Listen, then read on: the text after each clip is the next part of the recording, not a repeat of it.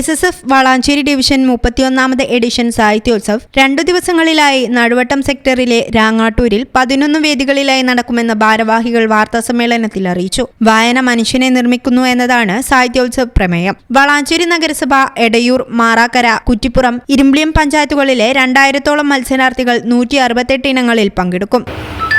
31ാമത് edition SSF Valanchery division Sahityotsavam August 10-11 തീയതികളിൽ നടുവട്ടം സെക്ടറിലെ രാങ്ങാട്ടൂരിൽ വെച്ച് നടക്കുകയാണ്.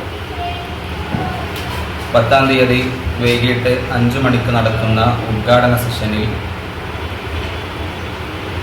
ഉദ്ഘാടന പ്രഭാഷണം നടത്തുന്നത് SSF മലപ്പുറം വെസ്റ്റ് ജില്ലാ ജനറൽ സെക്രട്ടറി സ്വാദിഖ് നിസാമി തന്നലെയാണ്.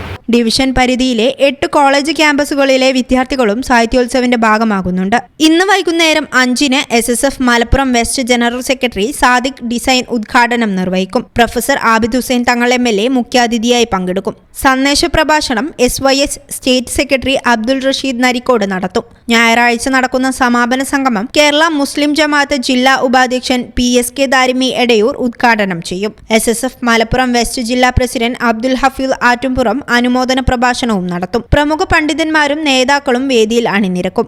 വാർത്താ സമ്മേളനത്തിൽ SSF വളാഞ്ചേരി ഡിവിഷൻ ഭാരവാഹികളായ സിറാജ് ഹസനി, വഹാബ് സഖാഫി, സ്വാലിഹുദ്ദീൻ സഖാഫി, മുഹമ്മദ് അലി കരേക്കാട് തുടങ്ങിയവർ പങ്കെടുത്തു. News bureau, Malappuram.